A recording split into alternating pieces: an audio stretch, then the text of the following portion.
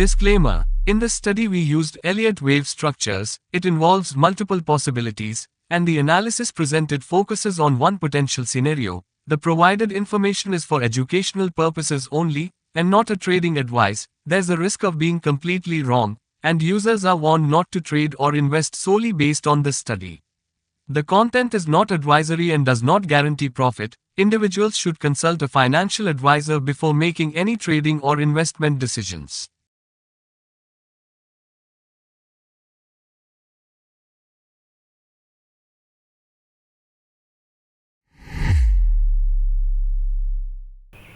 Hello friends, welcome to Archicharts. Today is 7th April 2024, and yes, here we are trying to analyze the chart of stock named Wipro. आज विप्रो के chart का case study करने की कोशिश करते हैं, आइए. सो डेफिनेटली फ्रेंड्स, डिस्क्लेमर आप सभी ने सुन लिया है. So before we proceed, we are not giving any advisory. This is just for educational purpose, and this is to analyze on the based of Elliott waves, right friends. जो आइए शुरू करते हैं. तो ये है chart Wipro. Yes friend, this is a chart of Wipro. Life time chart है, weekly time frame में है, और इसके अंदर हम क्लियर देख सकते हैं जो ये बॉटम है जो 1996 से लेके ये एक 1 है, ये एक 2 हुआ है, उसके बाद ऑलमोस्ट एक 3 चल रहा है, राइट फ्रेंड्स. उसको हम एक बार वेव्स ऑन कर रहे हैं. So this is overall scenario. ये पॉसिबिलिटी हमें लग रही है, और अगर हम फिबोनाची यूज़ करते इसी 1 और 2 को यूज़ करते हुए, तो ये 1.61 तक आ चुका है, और अभी भी वो थर्ड ख़त्म नहीं हुआ है, ये वाला थर्ड, क्योंकि इंटरनल काउंट्स हमें कह रहे हैं कि थर्ड इज पेंडिंग स्टिल. तो या हो सकता है कि 1.61 पे ख़त्म नहीं हुआ है, तो शायद भविष्य में वो और ऊंचा हो सकता है, 2.27 या 2.61 तक भी वो थर्ड दिखा सकता है. सो फ्रेंड्स, आइए फिबोनाची को तो फिलहाल हम यहाँ से हटा रहे हैं. बहुत बड़े बड़े लेवल्स या टारगेट्स की बात नहीं करेंगे, जस्ट हम एनालाइज करेंगे कि अभी क्या पॉसिबिलिटी है करंट लेवल पे. Okay, so this is weekly chart, और उसके अंदर आपने 1-2 देख लिया, और ये जो थर्ड चल रहा है कहीं ना कहीं उस थर्ड के अंदर क्या चल रहा है. थर्ड के अंदर ये एक 1 हो चुका है, 2 हो चुका है, 3 हो चुका है, ब्लू थर्ड हो चुका है, 4th हो चुका है, अभी शायद 5th अनफोल्ड हो रहा है. This one 5th is now unfolding, right. तो आइए डेली पे चलते हैं. तो इस 4 से लेके 5th की जर्नी को समझने का प्रयास करते हैं. ये डेली पे आ गए हम. यस फ्रेंड्स,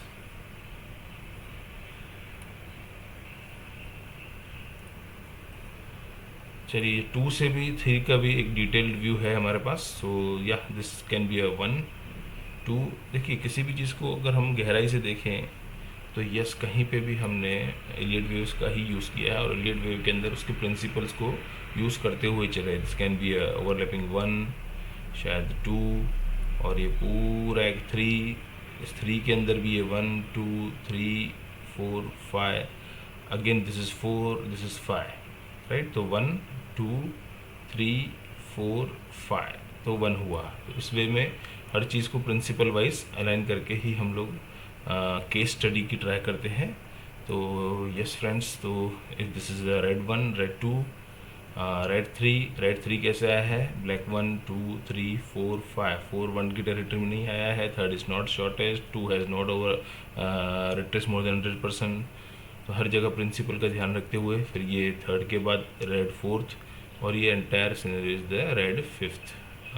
या this one red 5th. Red 5th के अंदर भी black 1, black 2, black 3, black 4, black 5. तो रेड 5 यानी ब्लू ब्रैकेटेड 3 ख़त्म हुआ. उसके बाद जो 4th आया है वो कैसे आया है friends? It is like this, A-B-C करके एक W आया है, एंड एक कनेक्टर एज ए X आया है, और again repeat double correction, double 3s like A-B and C करके एक Y आया है. तो ये W-X-Y करके एक 4th वेव ख़त्म हुई है, ऐसा हम मान के चल सकते हैं, राइट, बड़े टाइम फ्रेम की. तो अब ये 4th के बाद जो 5th अनफोल्ड हो रहा है, तो वो कैसे हो रहा है, उसके अंदर के काउंट्स कैसे चल रहे हैं, नेक्स्ट क्या पॉसिबिलिटी लग रही है उसको एक बार समझने का प्रयास करते हैं, राइट फ्रेंड्स। या सो इसके अंदर डेफिनेटली दिस इज एक 1 2 black 1 black 2 black 3 black 4 black 5। तो ब्लैक 2 से लेके 3 की जर्नी में भी हमें blue 1 blue 2 blue 3 blue 4 blue 5 हमें दिख रहा है, राइट। तो ये 3 खत्म हुआ। तो पहले थर्ड को समझ लेते हैं। डेली से हम एक और लोअर 4 आवरली पे आते हैं। यस फ्रेंड, तो ये है 1 2 रेड 1, ये ब्लू 1 ब्लू 2 के बाद ब्लू 3 की जर्नी के अंदर red 1 red 2 red 3 red 4 red 5, right. Again blue 3 के बाद फोर्थ, उसके बाद 1 2 3 4 एंड 5, उसके बाद थर्ड खत्म, फिर ये जो चल रहा है फोर्थ वेव, राइट। या एक बार अवरली पे भी आ जाते हैं। इसी 2 से लेके इस ब्लैक 3 तक की जर्नी को अवरली पे देख लेते हैं। यस फ्रेंड्स, तो इसके अंदर भी हमें ब्लैक 1, ये रेड 1 2 के बाद जो रेड 3 इधर रखा था ना, उसके अंदर भी हमें ब्लैक 1 2 3 4 एंड 5 परफेक्टली कहीं पे भी कोई उल्लंघन ना करते हुए हमें काउंट्स मिल रहे हैं, राइट। तो यस, यहाँ पे भी कई लोग सोचेंगे कि ये कैसे किया थर्ड, या तो ये थर्ड ऐसे किया है 1 2 3 4 5, राइट। सो इस तरह से अलाइन करते हुए यहाँ पे भी काउंट्स मिले हैं, यहाँ पे भी काउंट्स मिले हैं। अब थोड़ा सा कुछ ज़्यादा कम एरिया में काउंट्स ज़्यादा दिख रहे हैं, इसलिए 15 मिनट पे आ रहे हैं हम लोग, ताकि बहुत ही क्लियर कट व्यू हमें दिख जाए कि हमने कहीं पे क्या मार्क किया है, राइट। या फ्रेंड्स, तो यहाँ से जो ब्लैक 3 ख़त्म हुआ है, यस, वहाँ से देखिए एक ब्लैक 1 2 3 4 5 ओवरलैपिंग, इसलिए हमने इसको एक चैनल या डायगोनल के रूप में मार्क किया है। तो रेड 1 ख़त्म हुआ। अगेन रेड 2, फिर रेड 3 चल रहा है यहाँ तक। देखिए यहाँ से लेके यहाँ तक रेड 3 चल रहा है। वो कैसे आया है? ब्लैक 1 2, ये 3, ये 4 और ये 5 कैसे आया है? 1 2 3 4 5, ओके। अच्छा, उसके बाद इसका इंटरनल, ये 2 से लेके 3 कैसे आया है? Blue 1 blue 2 blue 3 blue 4 and blue 5, right friends. तो कहीं पे भी ये उसका उल्लंघन नहीं किया है उसने। हर चीज़ को बाकायदा उसी के बेस पे देखा गया है। या सो उसके बाद और आगे बढ़ते हैं। रेड 3 के बाद A B C as red 4, ये रेड 5 कैसे आया वो भी देख लेते हैं। रेड 5 आया है लाइक दिस, 1 2 3 4 5। इसको थोड़ा सा छोटा डिग्री कर लेते हैं, या बहुत बड़ा लग रहा था, या तो इस तरह से आया है। Again this is A B and C, फिर अगेन ये B के बाद, यानी ब्लू A ब्लू B के बाद ब्लू C चल रहा है।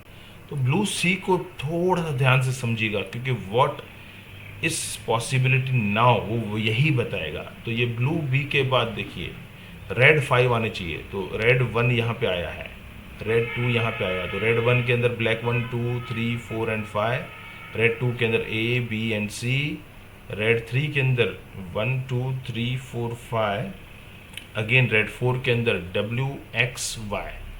सो now friends, possibility as per wave structures क्या लग रही है कि अगर ये थर्ड है, ये फोर्थ है, तो एक फिफ्थ का लेग इसका बाकी है, जो कम से कम इससे नीचे एक बार जाना चाहिए।